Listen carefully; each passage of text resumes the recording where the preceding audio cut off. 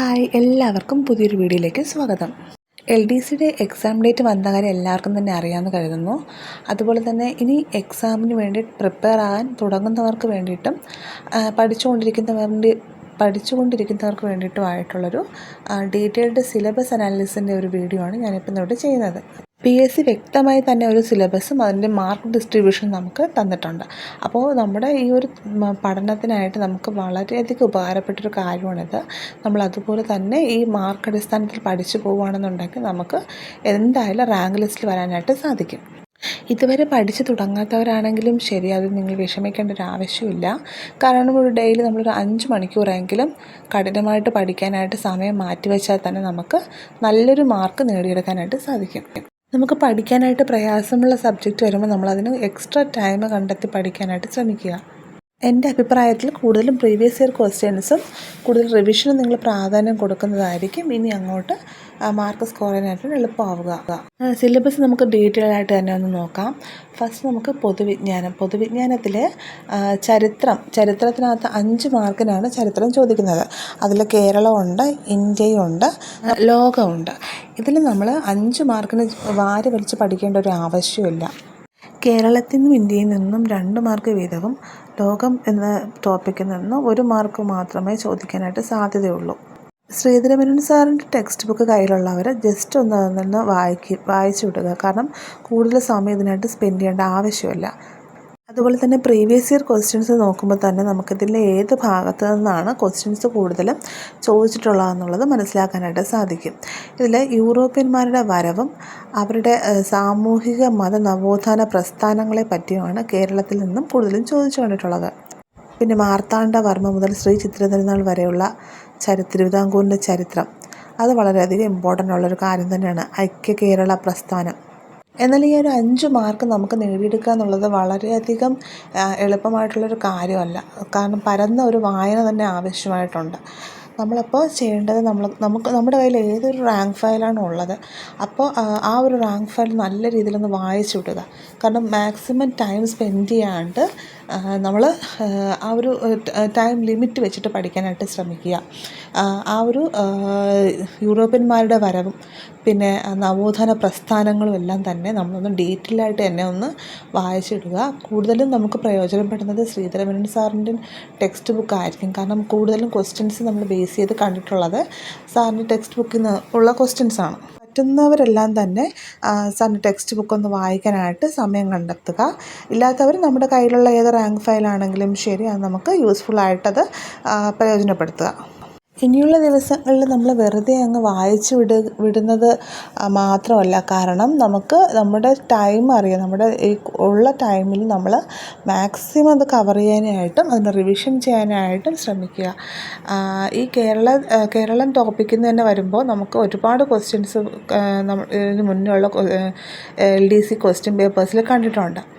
അപ്പോൾ അതിൽ പ്രധാനമായിട്ടും കൂടുതൽ കണ്ടിട്ടുള്ളത് തിരുവിതാംകൂറിൻ്റെ ആ ഒരു ഭരണമാണ്. അതായത് ശ്രീ ചിത്രതിരുനാൾ മഹാരാജാവിൻ്റെ മാർത്താണ്ഡവർമ്മയുടെയൊക്കെ എല്ലാം ആ ഒരു ക്വസ്റ്റ്യൻസ് ബേസ് ചെയ്തിട്ട് ഒരുപാട് ക്വസ്റ്റ്യൻ പേപ്പേഴ്സിനകത്തും പ്രീവിയസ് ഇയർ ക്വസ്റ്റ്യൻ പേപ്പേഴ്സ് നിങ്ങൾ നോക്കുമ്പോൾ തന്നെ നമുക്ക് മനസ്സിലാവും എത്രമാത്രം ഇമ്പോർട്ടൻസ് ആണ് ആ ഒരു ടോപ്പിക്കിന് കൊടുത്തിട്ടുള്ളതെന്നുള്ളത്. അങ്ങനെ PSC കൂടുതൽ ഇമ്പോർട്ടൻസ് കൊടുത്തിട്ടുള്ള ടോപ്പിക്സ് മാത്രം സെലക്റ്റീവായിട്ട് ആദ്യം നമ്മൾ പഠിച്ച് വയ്ക്കുക. ശേഷം മാത്രം മറ്റുള്ള ടോപ്പിക്സിലോട്ട് കടന്നാൽ മതിയാവും. ഇതിൻ്റെ കയ്യിലുള്ള പഴയൊരു റാങ്ക് ഫയലിൻ്റെതാണ്. അത് പോയിൻ്റ് വൈസായിട്ട് കൊടുത്തിട്ടുള്ളത് കൊണ്ടും എനിക്കത് വളരെയധികം പെട്ടെന്ന് പഠിക്കാനായിട്ട് സാധിക്കുന്നത് കൊണ്ടുമാണ് അതിൻ്റെ ഒരു ഡീറ്റെയിൽ ആയിട്ട് ഇങ്ങനെ കൊടുത്തേക്കുന്നത്. അപ്പോൾ അതിൽ പ്രീവിയസ്ലി ചോദിച്ചിട്ടുള്ള LDCക്ക് ചോദിച്ചിട്ടുള്ള ക്വസ്റ്റ്യൻസും ഉണ്ട്, അതിൻ്റെ ആൻസറും അതിന് റിലേറ്റഡ് ആയിട്ടുള്ള ക്വസ്റ്റ്യൻ ആൻസറുകളും എല്ലാം തന്നെ ആ ഒരു റാങ്ക് ഫയലിലുണ്ട്. ഈ നവോത്ഥാന പ്രസ്ഥാനങ്ങളിൽ നിന്നും പ്രീവിയസ് ഇയറിൽ ക്വസ്റ്റ്യൻസ് നമ്മൾ കണ്ടിട്ടുള്ളതാണ്. അപ്പോൾ വിട്ടുകളയാണ്ട് അതുമായിട്ട് ബന്ധപ്പെട്ടിട്ടുള്ള എല്ലാം തന്നെ നമ്മൾ പഠിച്ചു വെക്കുന്നതാണ്. ഉറപ്പായിട്ടും കുഴപ്പിക്കുന്ന ചോദ്യങ്ങൾ ഈ ഒരു ഏരിയയിൽ നിന്ന് നമുക്ക് പ്രതീക്ഷിക്കാം. അപ്പോൾ അതുകൊണ്ട് തന്നെ ഒരു പരന്ന വായന നമുക്ക് ആവശ്യമായിട്ടുള്ളൊരു കാര്യമാണ്. എല്ലാവരും തന്നെ ഒരുവിധം ടോപ്പിക്കുകളൊക്കെ കവർ ചെയ്തിട്ടുണ്ടാവും.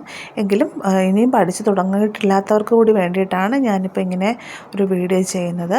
അപ്പോൾ മാക്സിമം നമുക്ക് കിട്ടുന്ന സമയത്ത് ഈ റിവിഷനെല്ലാം നടത്തി ഈ ക്വസ്റ്റ്യൻ പേപ്പേഴ്സ് പ്രീവിയസ് ക്വസ്റ്റ്യൻ പേപ്പേഴ്സിന് കൂടുതൽ ഇമ്പോർട്ടൻസ് കൊടുക്കുക. ആ ക്വസ്റ്റ്യൻ പേപ്പേഴ്സ് എല്ലാം ഒന്ന് നമ്മൾ കവർ ചെയ്ത് അതുമായിട്ട് റിലേറ്റ് ചെയ്തിട്ട് എങ്ങനെയാണ് PSC ക്വസ്റ്റ്യൻ ചോദിച്ചിരിക്കുന്നത് മനസ്സിലാക്കി തന്നെ മുന്നോട്ട് പോവുക. ഇപ്പോൾ വീട്ടമ്മമാർക്കായാലും ശരി, വർക്ക് ചെയ്യുന്നവർക്കാണെങ്കിലും ശരി, നമുക്ക് ടൈം ഇല്ല എന്നുള്ളൊരു എക്സ്ക്യൂസ് പറയാണ്ട് നമ്മൾ ഇപ്പോൾ പല യൂട്യൂബ് ചാനലുകളിലും ഇത് ഡീറ്റെയിൽഡായിട്ട് വോയിസ് ഓവറോട് കൂടി തന്നെ വീഡിയോസ് ചെയ്യുന്നവരുണ്ട്. അപ്പോൾ അത് നമ്മൾ ജസ്റ്റ് ഒന്ന് ഓണാക്കി വെക്കുക. നമ്മുടെ വീട്ടിൽ ജോലി ചെയ്യുന്ന സമയത്താണെങ്കിലും ഒന്ന് ഓണാക്കി വെച്ചതിന് ശേഷം അത് കേൾക്കാനായിട്ട് സമയം കണ്ടെത്തുക.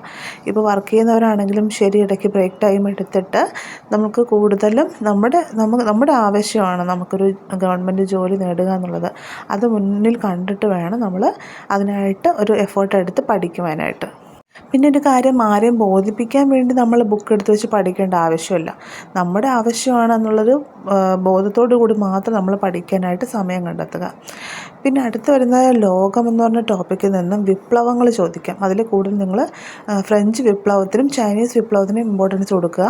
പിന്നെ രണ്ടാം ലോക മഹായുദ്ധാനന്തരമുള്ള രാഷ്ട്രീയ ചരിത്രം എന്താണെന്നുള്ളതൊന്ന് അറിഞ്ഞു വെക്കുക. അതെല്ലാം ഒന്ന് തന്നെ ജസ്റ്റ് ഒന്ന് വായിച്ച് വിടുന്നത് വളരെയധികം യൂസ്ഫുള്ളായിട്ട് എനിക്ക് തോന്നുന്നു.